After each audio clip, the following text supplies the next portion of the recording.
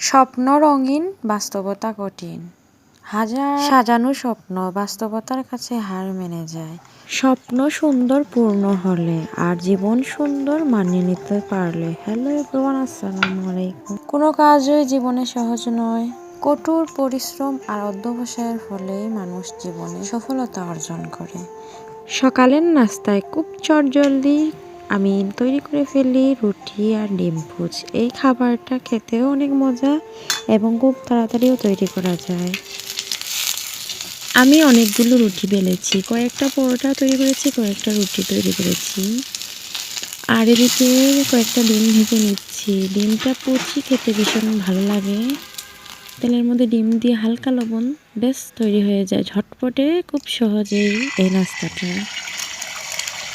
প্রতিটা সফল ব্যক্তির জীবনে অনেকগুলো ব্যর্থতার গল্প তাকে লুকিয়ে।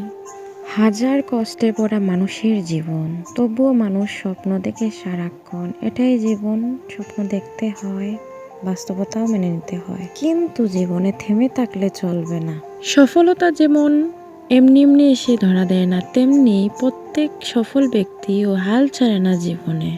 সবার জন্য অনেক অনেক শুভকামনা রইল। সবাই আমার পেজের পাশে থাকবেন। আল্লাহ হাফেজ, আসসালামু আলাইকুম, টাটা।